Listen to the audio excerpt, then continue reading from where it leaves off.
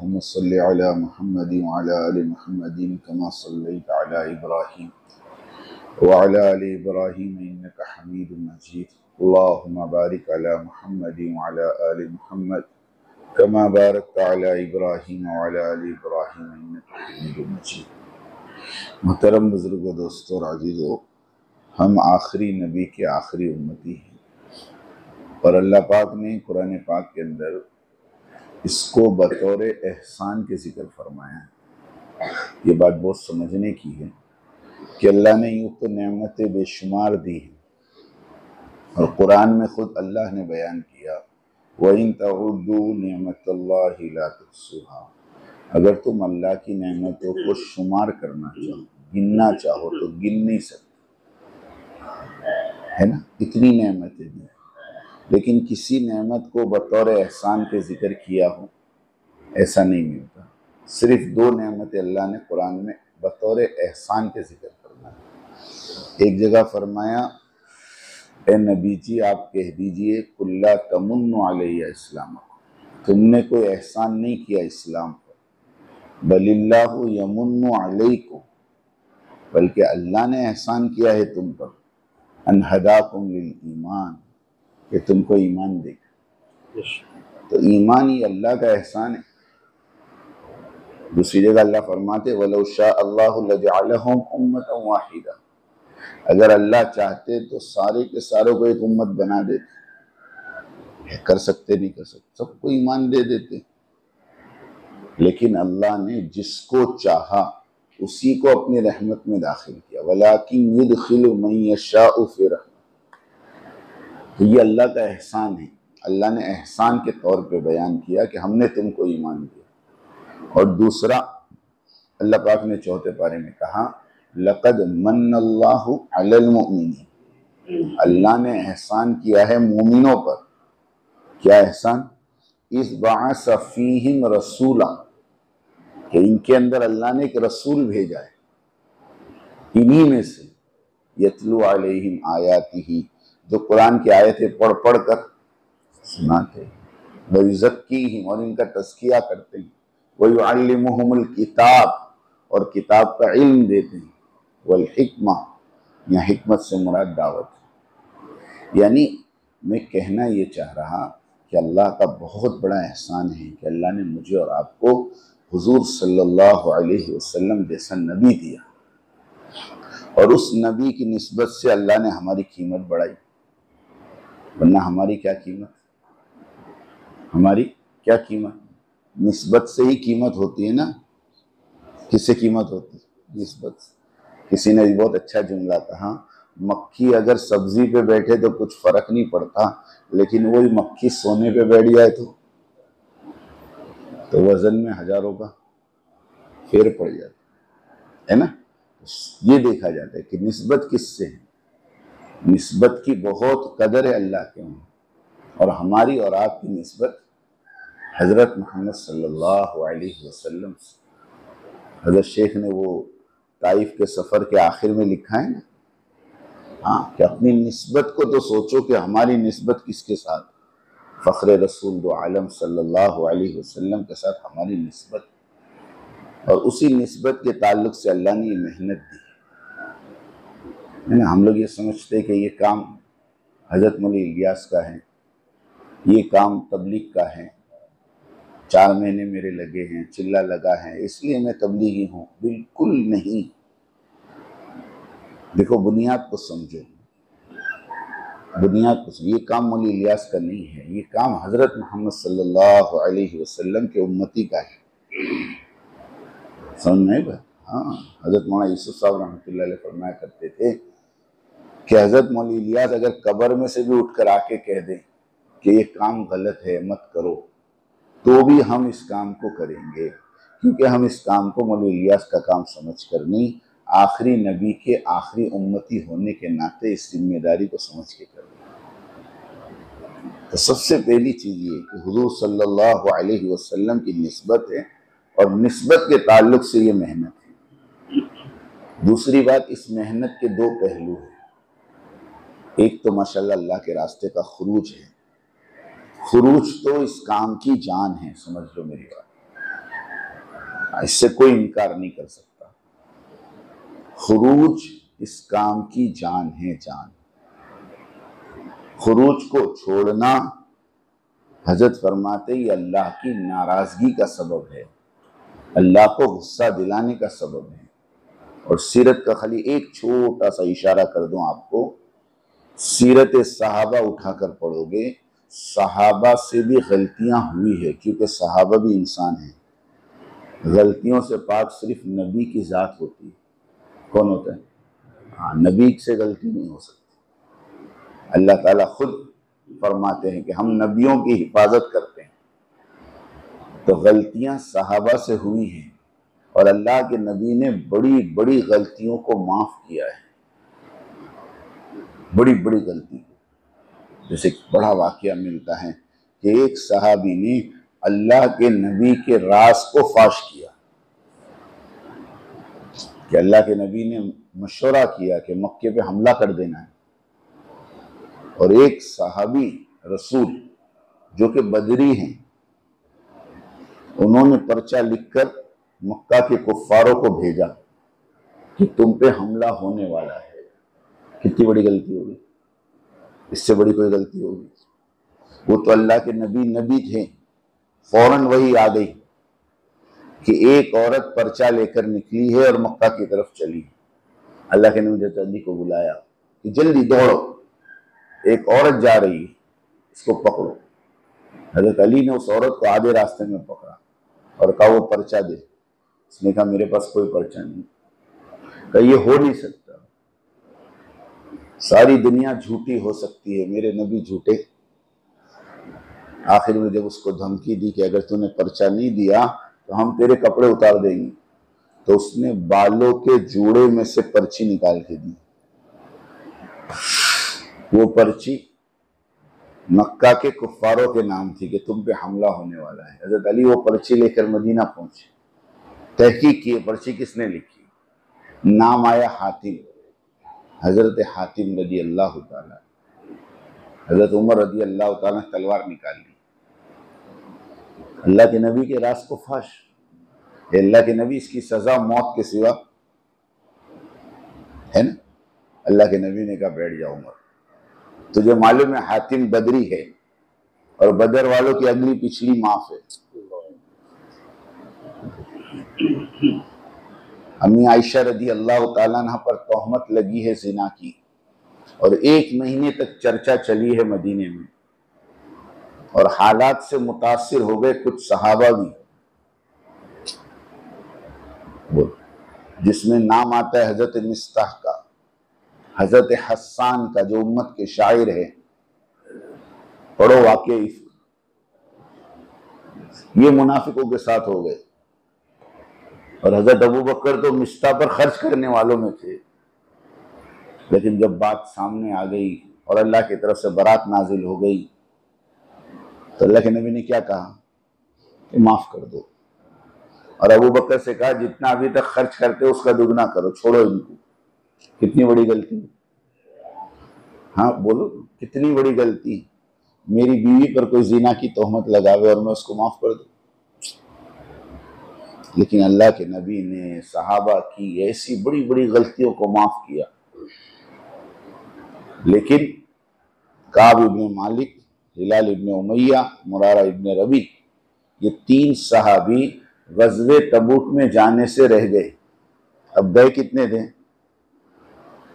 कितने गए थे? 30,000, है ना? बोलो, आलमिन में से 30,000 आदमी जमात में जावे ने 3 आदमी नहीं जावे तो कोई फर्क पड़ने का? मदीने से 30,000 गए ना बाबा, खाली 3 रह गए। लेकिन क्या हुआ? अल्लाह के नबी ने कहा उठ जाओ, तुम्हारा फैसला अल्लाह करेंगे। तो फैसला क्या हुआ? इनसे बातचीत बंद कर दो। 40 दिन तक बातचीत बंद, और 10 दिन तक बीवी को भी अलग, कि एक मर्तबा खुरूज न करने की सजा 50 दिन का बायकाट है। कितने दिन का? हाँ, ये कानून आलमेल में लगा दो। नहीं समझा? नबी की सीरत है ये। मैं ये समझाना चाह रहा हूं, जो आप वो गज़वे तबूक का वाकया पढ़ोगे ना, एक एक लफ्ज में आपको उसूल मिलेगा। उसके अंदर एक जुमला है कि जब हजरत काब इब्न मालिक रजी अल्लाह ताला अन्हु अल्लाह के नबी के पास से उठे तो उनकी कौम ने कहा कि तुमने आज तक कोई गुनाह नहीं किया था, अगर कोई उज़र कर लेते और फिर बाद में इस्तिग़फ़ार करवा लेते तो अल्लाह माफ कर देता। तो मैं आपको एक सवाल करता हूँ कि ये जुमला है ना, तुमने आज तक कोई गुनाह, तो आज कौन सा गुनाह किया? ये जुमला आदमी कब बोलता है? आप कोई गुनाह करो तो मैं यूं कहूंगा ना कि आज तक तो आपने कोई गुनाह नहीं किया, यानी आज जो किया वो क्या है? ये जुमले बता रहे हैं कि अल्लाह के रास्ते में न जाना ये भी गुनाह शुमार है। इसलिए खुरूज अपनी जगह पर है। मैं ये बात कहना चाह रहा हूं, खुरूज में कमी नहीं आनी चाहिए, खुरूज में कमी नहीं आनी चाहिए। कोशिश यही करे कि जो इस वक्त हमारे अमीर की मंशा है, अमीर की चाहत है हजरत मौलाना साद साहब की, कि हर साल 6 महीने लगे, बाकी 6 महीने आप घर रहो। वहां फारूक साहब कह रहे थे, हजरत कह रहे थे, जमात में चले जाओ 4 महीने, फिर आके 3 महीने घर रहो, फिर निजामुद्दीन आ जाओ 2 महीने, फिर घर जाके 3 महीने रहो, फिर 4 महीने की जमात बना लो। यानी 3-3 महीने के फासले से, एक साथ 6 महीने नहीं, एक मरतबा 4 महीने, फिर 3 महीने घर, फिर 2 महीने। ये आला तरतीब है कि सालाना 6 महीने, वरना सालाना 4 महीने। सालाना क्या? हाँ, एक 4 महीने हमारे सूबे कर्नाटक के, दूसरे 4 महीने हिंदुस्तान के, और तीसरे 4 महीने बाहर के। ठीक है इंशाल्लाह। फिर जो तरतीब बन जावे कि चिल्ला आप यहाँ लगा लो, 2 माह निजामुद्दीन ले दो, या किसी साल का चिल्ला आपका मस्तूरात का तय हो जाए तो बात अलग, वरना आखिरी दर्जे में सालाना 4 महीने पे आओ, आएंगे इंशाल्लाह। हर महीने जो घर रहो 10 दिन की तरतीब बना लो, 3 दिन अपने उमूमी लगा लो, 3 दिन तकाजे रखकर जमात तैयार हो जाए उसको लेके चले जाओ। मेरे तुम्हारे जैसी जमात आ गई, इनको कहो एक जमात बना लो नकद, हम ले जाएंगे। 3 और 3 6 हो है, और 3 दिन आने वाली जमात के साथ जुड़ जाओ। आने वाली जमात के साथ, कमजोर है तो कुछ सिखा दो, मजबूत है कुछ सीख लो। और एक दिन हमारा माशाल्लाह महीने में माहाना मशवरा होता ही है, पूरा दिन लग जाता, हो जाएंगे 10 दिन। तो खुरूज की तरतीब तो इस तरह बना लो। अच्छा, बाकी के जो 20 दिन बच रहे हैं, अब उसमें क्या करना है वो तरतीब असल है। बात यहां से अब शुरू कि जो बाकी के 20 दिन है ना हर महीने के, या आदमी 3 दिन लगाएगा 27 दिन घर रहेगा, 4 महीने लगाएगा 8 महीने घर रहेगा, चिल्ला लगाएगा 11.25 महीने घर रहेगा। तो जिस वक्त में वो घर में रहे तो भी वो अपने आप को मस्जिद से जोड़े रखे। ये 5 अमाल 5 अमाल 5 अमाल जो कह रहे हैं ना, 5 अमाल की एकदम बुनियादी जड़ में बताऊं, आप एक काम सिर्फ कर लो, ये 5 अमाल खुद ब खुद वजूद में आ जाएंगे। आप सिर्फ इतना तय कर लो कि मुझे रोजाना मस्जिद को वक्त देना है। किसको वक्त देना? आप मस्जिद को वक्त दोगे तो सारे काम करोगे, मस्जिद को वक्त नहीं दोगे तो कुछ नहीं कर सकते। और आज अल्लाह माफ करे, उम्मत ने मस्जिद को वक्त देना क्या कर लिया? छोड़ दिया। तो आज कौन से अड्डे आबाद है? देखो, चाय की लारी पे मुसलमान, पान के गल्ले पे मुसलमान, है कि नहीं? और अजीब अजीब बहस करता। हमारे एक साथी कहते, जेब में 5 रुपया नहीं चाय पीने के लिए, मगर ये वहां चाय की दुकान पे बैठ के सलाह देता, अमेरिका को ऐसा करना चाहिए और उसको ऐसा करना। बेटे को पूछा कौन? तो पहले 5 रुपए चाय के दे के जा भाई। तो जब उम्मत ने मस्जिद को छोड़ा तो ये सारे झंझटों में, तो कौन कौन तय करता है कि इंशाल्लाह मस्जिद को वक्त देगी? मस्जिदों में वक्त गुजारने की आदत डालो। मैं आपको मिसाल दूं, अल्लाह के नबी की हदीस है, मोमिन के लिए मस्जिद मोमिन के लिए मस्जिद ऐसी है जैसे मछली के लिए पानी। मछली के लिए पानी, मछली काम सुकून पाती है और पानी से निकालो तो उलट पलट तड़पती है, तो जल्दी पानी में डालो, है ना। और फरमाया मुनाफिक मस्जिद में ऐसा है जैसा कि परिंदा पिंजरे में। क्या कहा? परिंदा पिंजरे में। परिंदा पिंजरे में कैसा रहता है? जहां दरवाजा खुले वहां, जहां इमाम साहब सलाम फेरे वहां होता है नहीं होता। थोड़ी सी नमाज लंबी कर देवे ना इमाम साहब तो सलाम फेर के सबकी निगाह वहां पड़े। होता हो यार, इशारा भी करेंगे, होता हो यार। क्या हुआ कि देखो ना 10 मिनट के 12 मिनट करे, 2 मिनट बढ़े तो घड़ी देख, 2 मिनट बढ़े थे। मैं एक मरतबा मस्जिद से निकला, मैं घर जा रहा था, रास्ते में मेरे मस्जिद का ही मुसल्ली मुझे मिल गया, है ना। वो मुझे कहने लगा जोहर की नमाज बहुत लंबी होती है ना मौल साहब। फिर वो मेरे को वजह भी बताता है। क्या बता? हाँ कोई बड़ी सूरत तुम पकड़ लेते होंगे तो पूरा किए बिगैर रुकू नहीं करते होंगे। क्यों? मैंने कहा हाँ ऐसा है। अब बताओ, यानी एक एक चीज पे वॉच, थोड़ा सा ज्यादा हो जाए तो हम बेचें, थोड़ी सी लंबी हो जाए तो। हमारी एक मस्जिद है, वहां बोर्ड लगा हुआ है इमाम साहब का 5 मिनट इंतजार करना है। कितने मिनट? हाँ, जोहर की नमाज का टाइम था, कारोबारी लोग थे, इमाम साहब 4 मिनट के बाद आए। कितने मिनट के? हाँ, एक सूट बूट में आदमी रोज आता था जोहर में, उसने इशारा किया, बोला कुछ नहीं, खाली इशारा। तो इमाम साहब ने उस दिन तो माशाल्लाह सिर्फ 5 या 4 या 5 मिनट में 4 रकात पढ़ा दी, और दूसरे दिन टाइम पे आके 14 मिनट की 4 रकात पढ़ाई। कितने मिनट की? बोल। तो असल में हमारे मिजाज को बदलना, अपने आप को मिजाज बनाओ मस्जिदों में बैठने का, बैठोगे इंशाअल्लाह, है ना। सबसे पहला काम ये करना, मस्जिद के मशवरे को मजबूत करना। अब हम लोग ये तो नहीं बोल सकते कि आप मस्जिद के मशवरे को कायम करो, क्योंकि मशवरे तो हो रहे, लेकिन मशवरे को मजबूत करना। मजबूत करने का क्या मतलब? कि अपनी छोटी छोटी जमातों को फाल करना। हर छोटी जमात अपने मोहल्लों में रोजाना 10 मकान की मुलाकात करना। कितने मकान की? 10। खाली आवाज देना नहीं, हम लोग आवाज देने को मकान समझते हैं। 10 मकान में आवाज दिए, 4 में मिले तो हमें मुलाकात करके क्या बोले? 10 हुई, 4 मिले। नहीं, 10 मुलाकात करना रोज, और एक मुलाकात कम से कम 15 मिनट की करना। कितने मिनट की? हाँ, 15 मिनट की करना।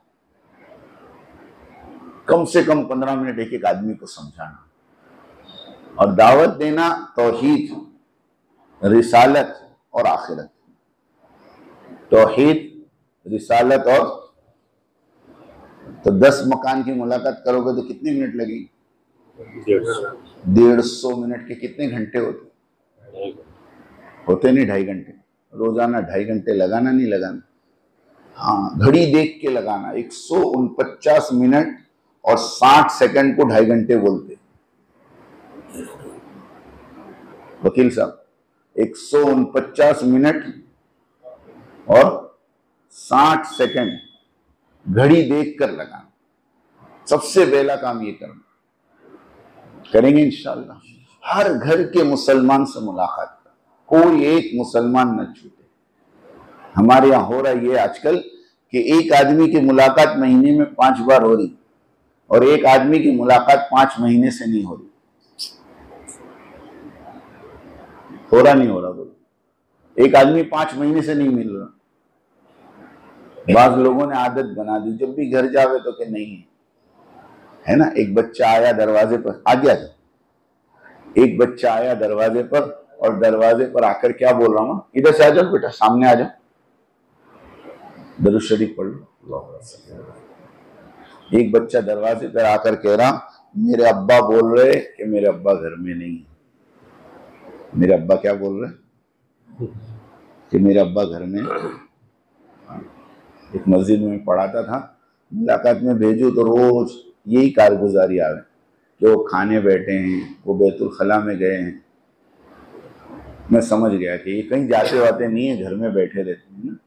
तो उस दिन मैं रात को चला गया, मैंने आवाज दी तो वही आवाज आई, खाना खा रहे। मैंने कहा खा ले तो बाहर भेजे, हम यहाँ टेबल पे बैठे हैं। अब वो फंस गया, ये सलाम वो सब गले पड़ा है। थोड़ी देर के बाद वो रुमाल से हाथ सा, हाँ मौलवी साहब सलाम वालेकुम। मैं कहा बैठो। कितने दिन से भागेंगे, कब तक भागेंगे? इसलिए एक एक की मुलाकात देखो, अल्लाह सुनाने पर आवे तो। एक आदमी कभी जमात की नहीं सुनता था, वो प्लेन में कहीं जा रहा था तो जमात प्लेन में गश्त कर गई। अब कहाँ भागता हो, दरवाजा खोल के कूदता हो? हाँ, समझ में आ रही बात? एक साथी की मुलाकात कभी होती ही नहीं थी। एक मतलब वो दाढ़ी बनाने बैठा था, आधी दाढ़ी बनाई, उतने में जमात आ गई। तो दाढ़ी बनाने वाले ने भी उस तरह रख दिया, सलाम वालेकुम। बोले 2 मिनट। हाँ, अब वो बात उससे कर रहे, सुनना इसको पड़ रहा। तो एक एक की मुलाकात करो, और मुलाकात बराए मुलाकात ना हो। देखो एक बात याद रखो, हजरत का ये जुमला मैं कह रहा हूं, मुलाकातें बराए मुलाकात ना हो। हमारी मुलाकात बराए मकसद है, और मकसद क्या है? उस मुसलमान को उसके माहौल से निकालकर मस्जिद में लाना। जब तक तुम उसके माहौल से उसको निकालेंगे नहीं, उसको बात समझ में आएगी नहीं। हाँ, सिक्का है ना, सिक्का कीचड़ में पड़ा है, कितना भी पानी डालो, जितनी देर पानी डालेंगे उतनी देर साफ दिखेगा, और जहां पानी डालना बंद करे तो फिर वापस वही कीचड़ आता। मिसाल समझ में आ गई? तो क्या करना, पहले उसको सिक्के को वहां से निकालना और फिर एक लोटा पानी डालना। समझ में आई बात? हर मुसलमान को इस पर तैयार करो, एक 5 मिनट के लिए मेरे भाई मस्जिद में आ जाओ, मस्जिद में लेकर आओ, मस्जिद में बिठाओ, मस्जिद में बात करो। हजरत फरमाते जगह के भी असरात होते हैं। फजर के बयान में कहा जगह के भी असरात होते हैं। मस्जिद में लाके बात करने का असर अलग है, दुकान पे बैठ के बात करने का असर अलग है, घर में बैठ के बात करने का असर। समझ में आई बात? अल्लाह के नबी हजरत इब्राहिम अलैहिस्सलाम ने जब काबतुल्लाह को बनाया, तो काबतुल्लाह को जो प्लास्टर किया ना, तो वो प्लास्टर की मट्टी नीचे गिरी, तो मट्टी ने अल्लाह से फरियाद करी कि अल्लाह हम तो तेरे घर में लगने से रह गए, हमारा क्या कसूर? मट्टी ने। तो अल्लाह ताला ने इब्राहिम सलाम को कहा वो सारी मट्टी जमा करो। वो सारी मट्टी को जमा करके काबतुल्लाह की छत पे रखवाया, और जिब्राइल को कहा कि इस मट्टी को लेकर अपने पैरों में लेकर पूरी दुनिया में बिखेर दो। तो उस मट्टी को लेकर हजरत जिब्राइल ने पूरी दुनिया में बिखेरा। तो कहते उस मट्टी का जर्रा जहां जहां पहुंचा वहां आज मस्जिद है। ये मस्जिद में की जगह पे भी एक जर्रा आया था, तो इसका असर होगा कि नहीं होगा बोलो? हाँ, तो मस्जिद में लाकर बात करने में अलग असर है। हजरत एक बादशाह का किस्सा सुनाते। एक बादशाह का नाई था हजाम, और बादशाह के बाल कटाने की जगह भी मखसूस थी। वो बाल काटता था। एक मरतबा बाल काटते काटते कहने लगा, बादशाह साहब तुम्हारी लड़की भी जवान है, मेरा लड़का भी जवान है, क्यों ना शादी कर ले?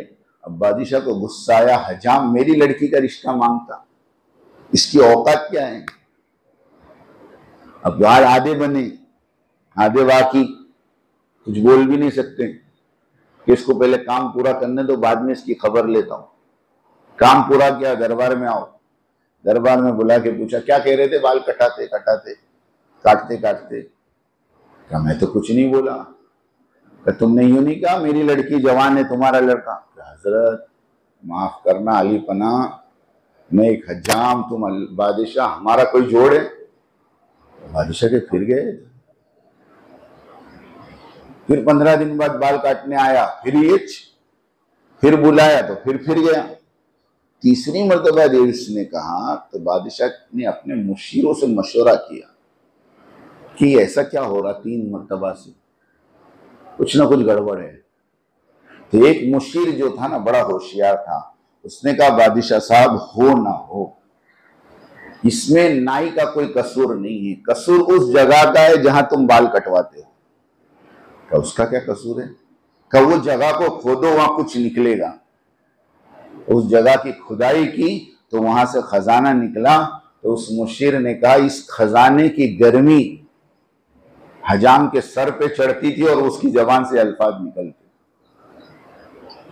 समझ में आई बात? तो खजाने पे खड़े रहकर भी दिमाग कभी कभी गर्म होता है, तो अल्लाह के घर में बैठेंगे तो, और अल्लाह के घर में लाएंगे तो असर होगा नहीं हो। हजरत फरमाते ताज्जुब की बात है, दुनिया में मोमबत्ती बनाने का कारखाना है, माचिस बनाने का कारखाना है कि नहीं? तो इंसान बनाने का कारखाना नहीं होगा? अरे होगा कि नहीं होगा? तो कौन सी जगह इंसान बनने की? इसलिए लाएंगे इंशाल्लाह 10 घर की मुलाकात करने की रोजाना, और हर मुसलमान को मस्जिद में लाना और उससे बिठाकर बात करना। हजरत इसकी फजीलत ये बताते हैं कि फजाइल अमाल में लिखा है, जो मुसलमान मस्जिद की तरफ चल कर जाता है वो जिहाद के हुक्म में है, और जो जिहाद पे पड़ जाता है अल्लाह उसको हिदायत दे देते हैं। और एक हदीस का मफहूम है, जो अल्लाह के घर की तरफ चल के आता है अल्लाह की रहमत उसकी तरफ, बोलो, तो तुमने एक मुसलमान को तैयार करके मस्जिद की तरफ चला दिया, गोया अल्लाह की रहमत को तुमने उसकी तरफ दौड़वा दिया। तो रोजाना 2.5 घंटे तय करो, करेंगे इंशाल्लाह। बाद लोग कहते सवा घंटे चलता क्या? बहुत अच्छा सवाल है।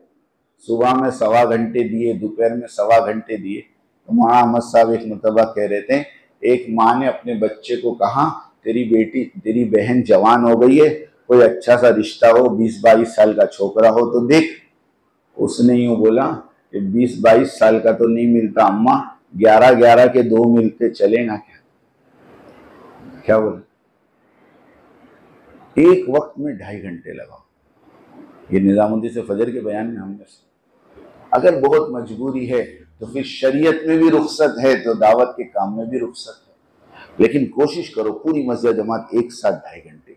फजर के बाद अगर आपके मोहल्ले में मुलाकातें होती है, 5:30 की नमाज, 5:30 बजे से लेकर 8 बजे तक लग गया वक्त। अरे लगा सकते नहीं लगा? 8 बजे के बाद अपने काम धंधे पे चले जाओ, खेतों में चले जाओ, दुकानों में चले जाओ। अगर सुबह में यहाँ मुलाकातें नहीं होती है, मगरिब के बाद से लेकर 2.5 घंटे लगा लो। 7 बजे से लेकर 9:30 बजे तक हो जाते ना 2.5 घंटे। करेंगे सब इंशाअल्लाह। और फिर उसकी तरतीब बनाओ हमारी मस्जिद में। क्या?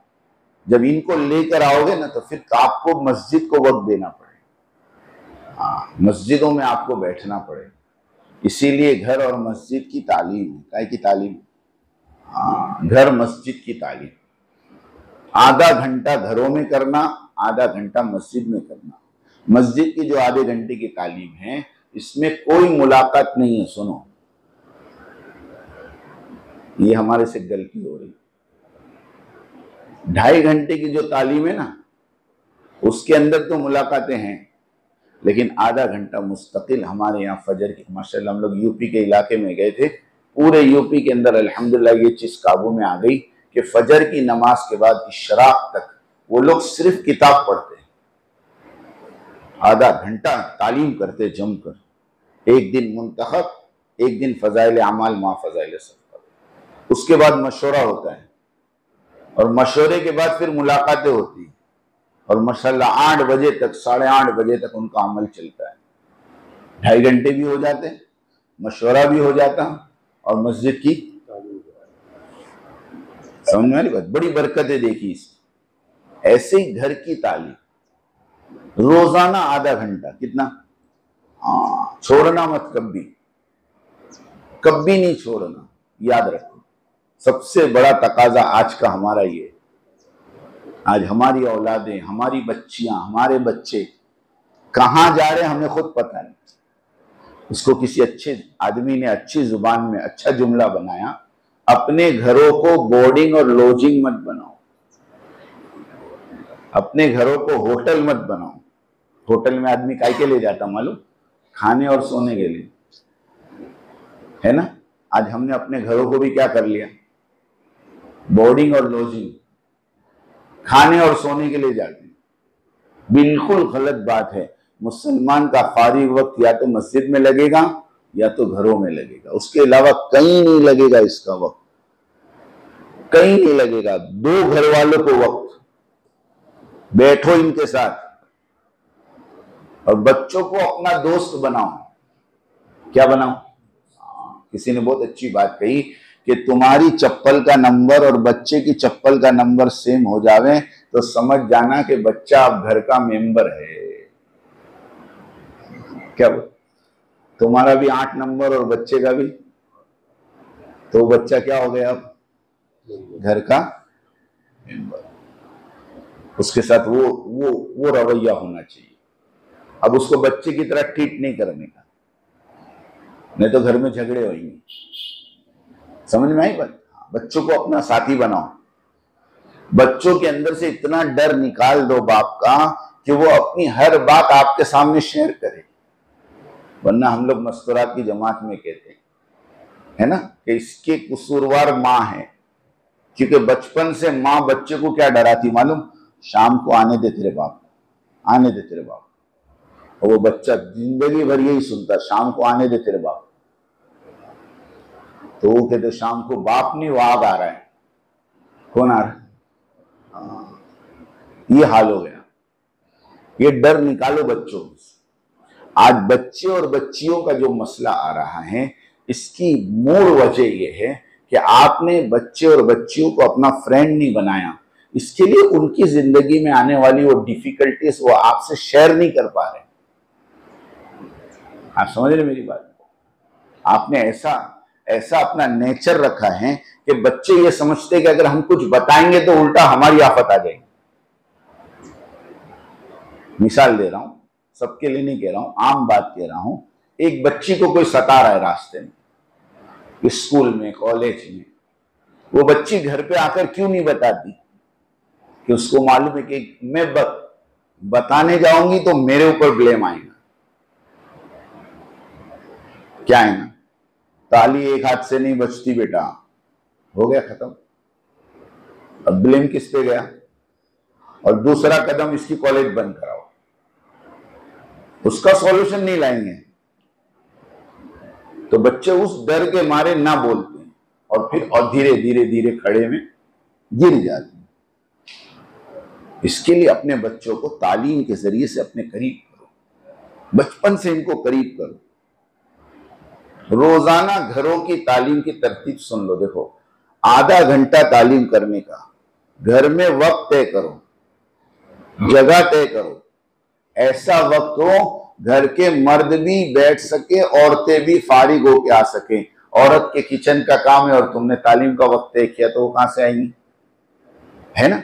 बच्चे स्कूल से मदरसे से आ रहे हैं और स्कूल जाने के, और औरत को बच्चों को नहला धुला के तैयार करके स्कूल भेजने का है, और वही टाइम पे तुम किताब लेके बैठ जाओ, आ जाओ आ जाओ आ जाओ। कहां से आएंगे वो? हमारे बम्बई का एक टैक्सी ड्राइवर था, उसने घर की तालीम तय करी रात को 12 बजे। बोले मैं टैक्सी पे से आऊं फिर तालीम करूं। वो 12 बजे उठा, वो तालीम कर। ऐसी चीजें नहीं चलती, चलेंगी, झगड़े होंगे घर में। और घर में तुम तालीम शुरू करोगे ना तो सुनो, ये काम पित्ता मारू काम है। पित्ता मारू समझते? नहीं समझते। अपने जी को मारने वाला काम है। तुम किताब लेके बैठोगे, बीवी नहीं आएंगी, बच्चे नहीं आएंगे, हाँ आ रहे, हाँ आ रहे। अब तुमको गुस्सा चढ़ेगा तो उसको बर्दाश्त करना। एक घर में तालीम हो रही थी, चालू तालीम में बच्चे ने लाइट बंद कर दी। बच्चे मस्ती करते हैं, चालू तालीम में बच्चे ने लाइट बंद कर दी तो बाप ने बच्चों को पकड़ा, एक लगाया। वो एक तमाचा जो बच्चे को पड़ा ना, वो बच्चे को नहीं लगा, बच्चे की मां को लगा। क्या मतलब? बच्चे की मां खड़ी हो गई, कैसे मारे तुम? लाइट बंद किया। अरे बच्चा है वो। अब वो दोनों लड़ने लगे, बच्चे तो दोनों साइड में हो गए। अब वो इतनी लड़ाई बढ़ी, इतनी लड़ाई बढ़ी, कहते वो किताब उठाया मर्द ने और टेबल पे जोर से मारा, बोले आज से तालीम बंद, जाओ जहन्नम में सालो। दरवाजे पे शैतान खड़े रह के हंस रहा था कि मैंने तालीम बंद करा दी। इतना मारो काम है, बच्चे नहीं आएंगे, मस्ती करेंगे, सब बर्दाश्त कर लेना और चलाना इसको। सबसे पहले कुरान के हल्के लगाना, एक एक आयत कलाम पाक की सुनो, अत्तहियात सुनो, दुरूद शरीफ सुनो, दुआए कुनूत सुनो, दुआए मासूरा सुनो।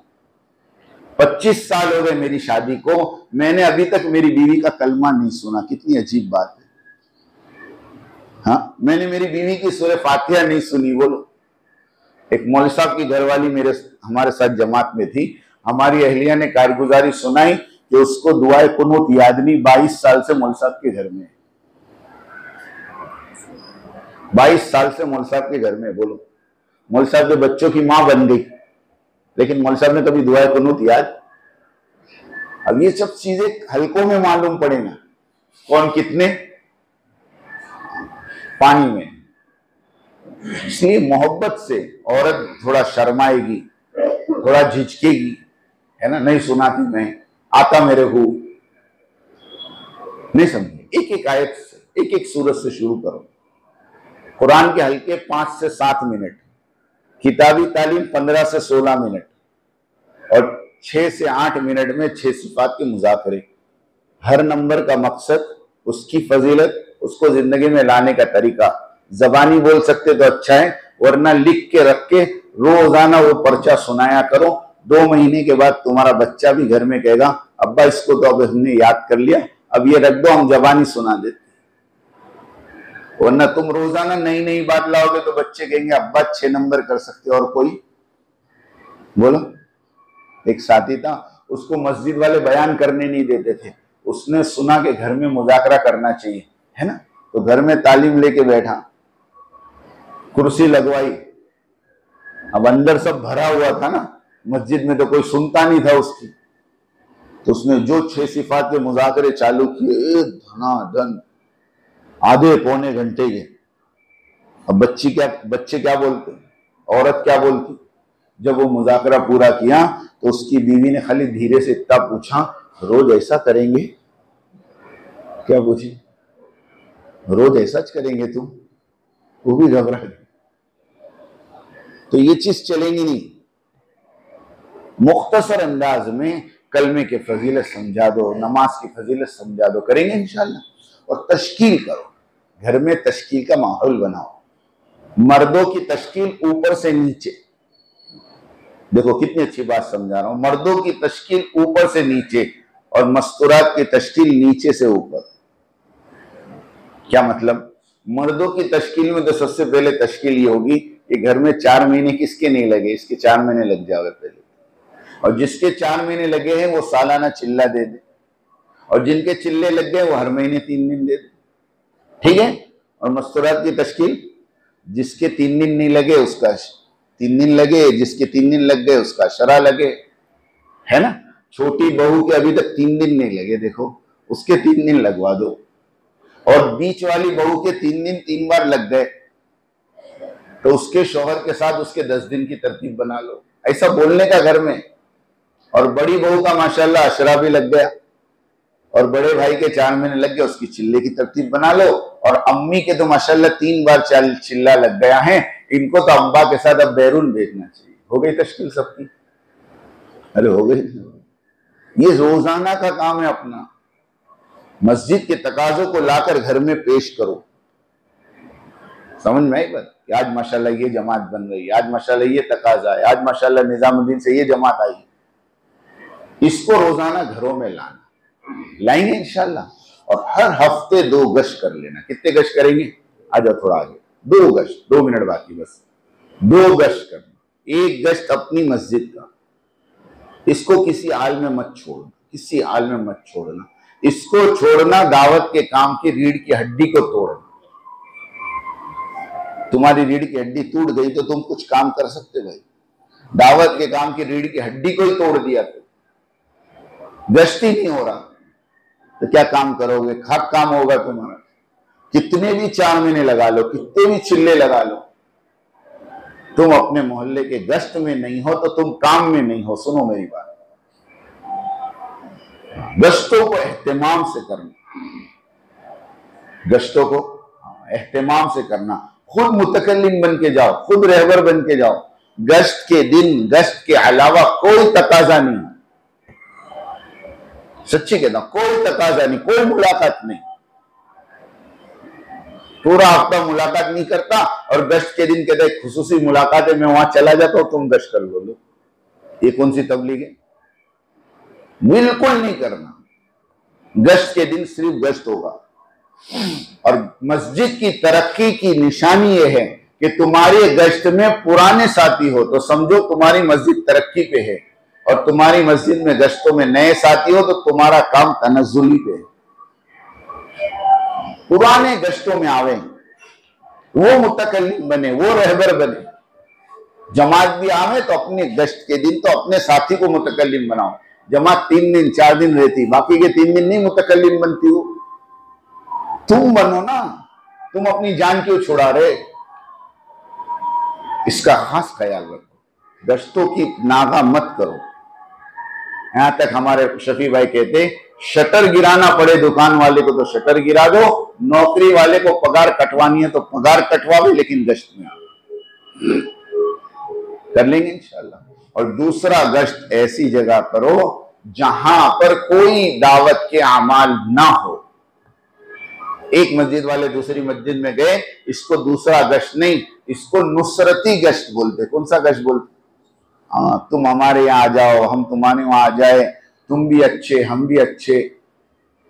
दूसरे गश्त का ये मकसद है ही नहीं, साफ कह रहा मैं तो तुम्हारे, बल्कि तुम उनकी मस्जिदों में जाकर उनको कमजोर कर रहे हो।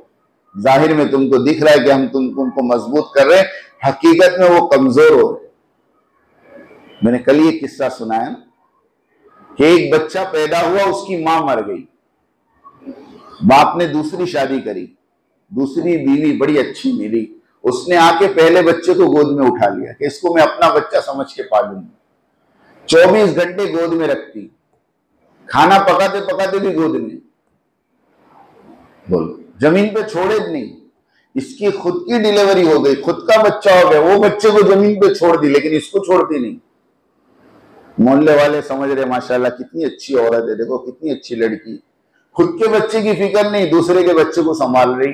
लेकिन 2-2.5 साल के बाद कहते कुछ तकलीफ हुई, बच्चे को हॉस्पिटल लेकर गए और सारा ट्रीटमेंट हुआ तो पता चला इस औरत ने इस बच्चे को जमीन पे नहीं छोड़ा, इसकी वजह से इस बच्चे के दोनों पैरों की नसों ने काम करना बंद कर दिया।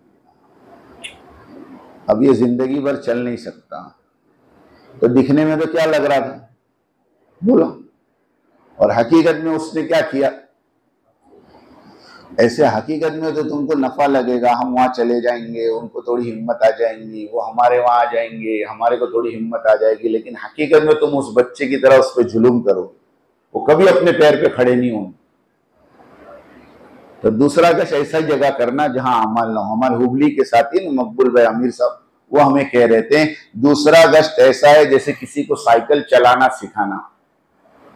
अगर तुम सीट पे बैठ के उसको कैरियर पे बिठा के पूरे हुबली का चक्कर लगाएंगे तो भी साइकिल चलाना वो सीखता, तो फिर क्या करना कि सबसे पहले तुम्हारे सीट पे से उतरना, उसको सीट पे बिठाना और पीछे से पकड़ना और थोड़ा चले तो छोड़ देना, फिर उसको मालूम पड़ता छोड़ा तो हिलता हो, फिर पकड़ना, फिर छोड़ना, फिर पकड़ना, तो 2 दिन में वो साइकिल।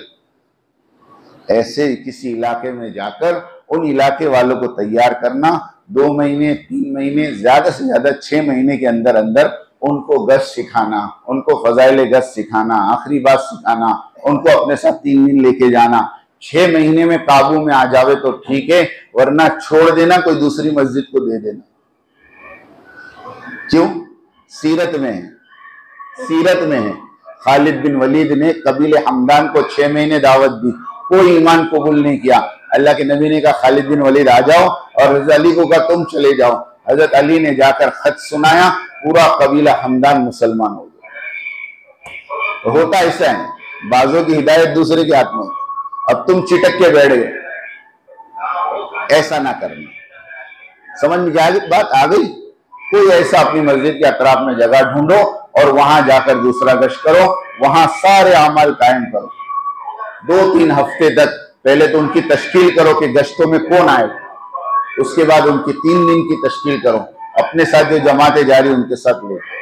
और आखिरी चीज मेरे दोस्तों, हर महीने पाबंदी से 3 दिन लगाओ। आपके यहाँ देखो बहुत कमजोरी है 3 दिन, हर महीने 3 दिन तो कम से कम लगना ही लगना। 27 दिन हम कारोबार करके 3 दिन का नहीं बचा सके तो क्या काम के बताओ। इसके लिए सारे के सारे साथी नियत कर लें कि इंशाल्लाह 3 दिन लगाएंगे इंशाल्लाह। कितनी जमातें बन जाती हैं यहाँ, कितनी छोटी जमात है ये मस्जिद की है, छोटी 3 जमात है। तो 3 दिन की जमात बनना, हर छोटी जमात अपनी जमात खुद बनाना, हिम्मत करो। 27 दिन में 27 आदमी की मुलाकात करते, 27 आदमी नहीं जाते, 9 तो जाते कि नहीं, अरे 7 तो जाएंगे कि नहीं, क्या बोलते। और तुम 3 हो, कितने हो गए। तो कौन कौन छोटी जमात नियत करता है इंशाल्लाह हमारी जमात बनाएंगे, अपनी जमात बनाएंगे इंशाल्लाह। ये 5 अमाल को पाबंदी से करोगे।